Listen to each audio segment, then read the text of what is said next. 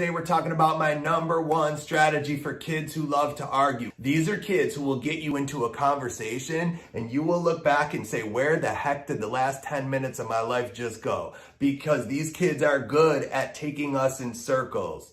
The number one strategy for kids who love to argue is to use questions instead of statements. Think about it like this. For kids who love to argue, statements are their fuel, questions are their kryptonite. I said sit down. No. Yes, no, yes, no, yes. Boom, you're in a power struggle. Versus, hey, come here, I want to talk to you. Can you please explain to me why you think it's okay to stand instead of sit? Why do you think that's an okay thing to do right now? I'm just curious. Instead of, ready? We don't talk to adults like that. It becomes, hey, come here. I want to talk to you. Come here. I'm curious. Where in your life have you learned to talk to adults like that?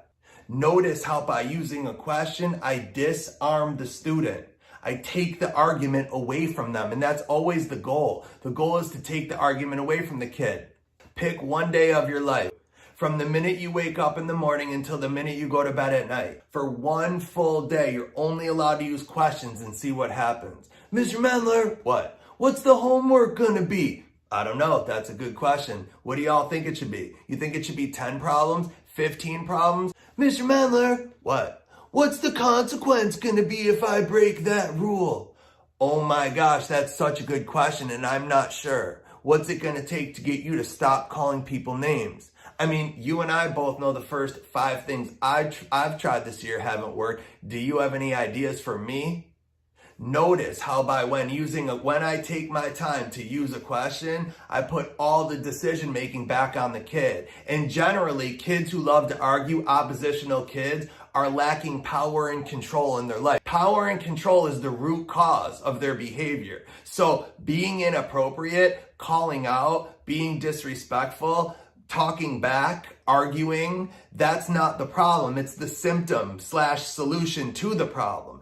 Power and control A kid is the kid who goes home and they believe in their life that they're in complete power and they have complete power and control. And the truth is they do. These are kids who go home and they play video games all night. They hang out till whatever time. They watch TV all night. There's no structure really in their life. So these kids are like, yo, I got complete power and control in my life. And then all of a sudden I come to school and you teacher, you're trying to take that from me. And I don't want to give that up very easily. And then there's the other home life, which is the home life of certain teachers, truthfully, right? This is the home life where, everything is so incredibly structured and organized. The kid feels like they have no power and control. These are the kids where literally every single detail of their life is thought out for them. And so they're craving power and control because they don't get it in their life.